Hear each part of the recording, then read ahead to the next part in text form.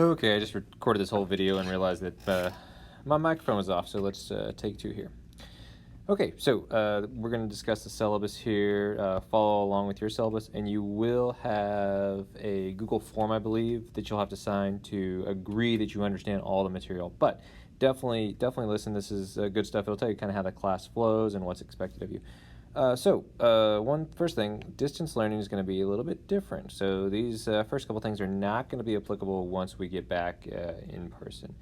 Now, some of you will be virtual the entire year, so these things will be important all year for you, and there'll be a few differences for you that this syllabus does not cover. But for the most of you, let's continue. So this is a big one, copy and paste and without citations, okay? You will be more heavily scrutinized with that here than you would be like an in-person class. So copy and pasting without citations, that is cheating. That is plagiarism. That is cheating. It doesn't matter if you think it shouldn't be plagiarizing cheating. It is. You will get a 0. And if you continue to do it, if I have to tell you twice, you will get a referral to the principal. Okay. Now, why am I going to be tough on that? Because it is super annoying for me to put into effort and create assignments that you just then post into Google and then copy and paste the answer that someone else did. Okay, that's not learning. That's a waste of everybody's time. That's even a waste of the internet, if that's even a thing. Okay, so don't do it. Write your answers yourself. Okay, you can definitely use the internet and other things for help, but the answers need to be written yourself. On test, even adding citations right here, it's not going to save you. That's still cheating. All right, test and quizzes through Canvas will be worth less points than those taken in person. So that should make sense. You know, I can't guarantee the validity of your test and quizzes when you're taking it on at home. I'll do my best, but they will be worth less points than when we actually come back in person. Assignment, this is a good thing for you right here. Assignments will be due at 11:59 p.m. on the due date.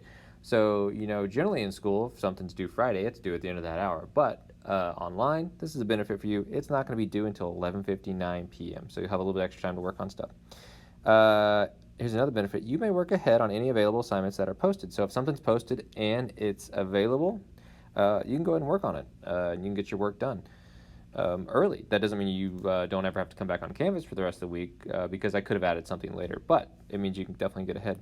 And attendance is a little different. It's based on completing assignments and intelligently commenting when asked to do so.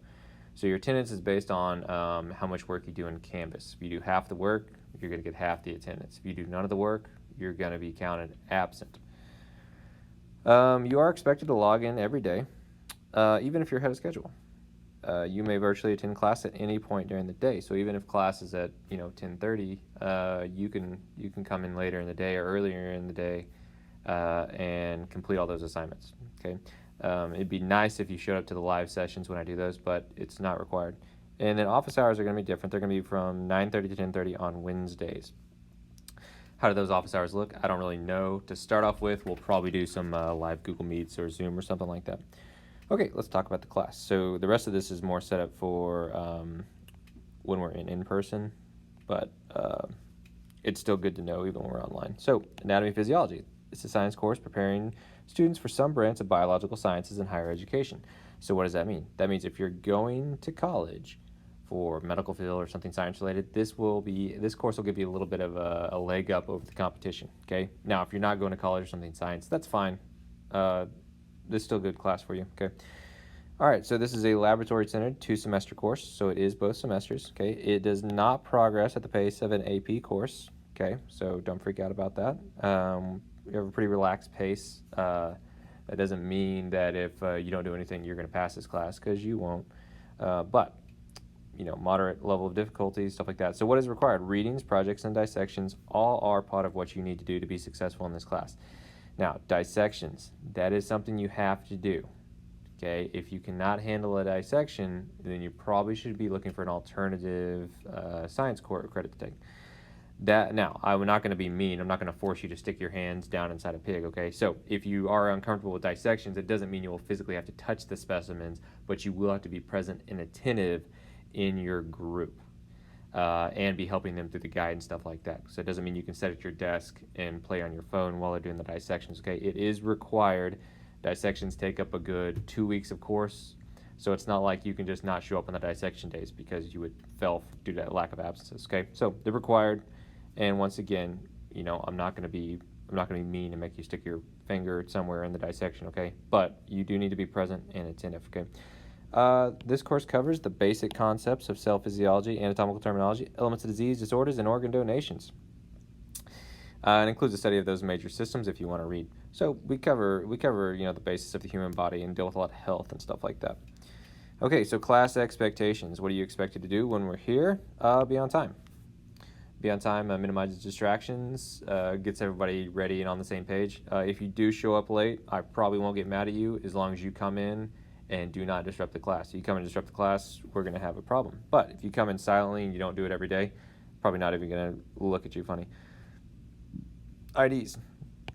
School policy to have ID. That's going to be especially important this year, considering we're going to have masks on. So definitely have your ID. Be prepared.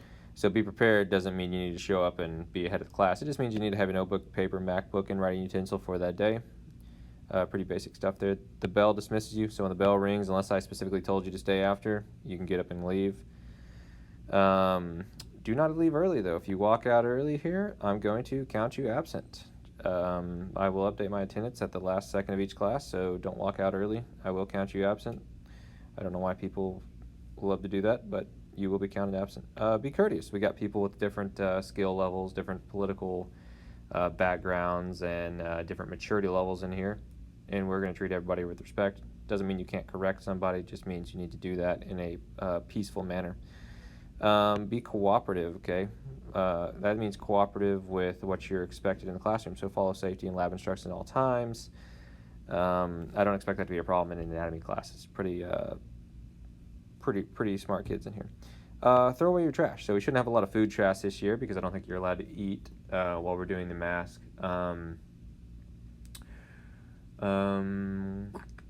But that is a good way to make me mad, is to leave some trash somewhere because you were too lazy to walk 3 feet to the trash can. I'll end up having 2 trash cans in the class, so you're never far away from one.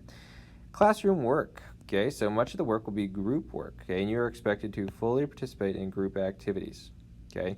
It is your responsibility to know everything that happened in that group and learn all that material, even if you decided to sit there and play on your cell phone the entire time.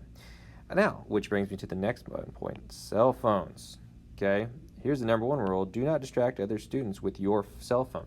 So if you're playing on your phone, I'm probably not going to yell at you, but if you're distracting the student next to you on your phone, I am going to get angry with you, okay? So does that mean that there's no punishment for being on your phone? Well, no, not really. The biggest thing is you're just kind of wasting space in my classroom, and you're not learning as much as you could be learning. But more to that, there's actually going to be a participation grade. So if you're on your phones, you're going to lose those participation points, and you will do worse in the class, okay? There's no way you can learn as much material as the person next to you when you're on your phone the entire time. Now, the headphones may be used during individual work time and when work is done, and put away your phones when asked to do so. So when I ask the class, all right, guys, put your phones down, let's get started, that's when the participation grade starts, and you may be wondering, well, why don't you just tell me if I'm on my phone when I'm about to lose credit? Why don't you just tell me? Well, getting in an argument with students to get off their phones is beneath me, and it's distraction for the class, because this is always what happens.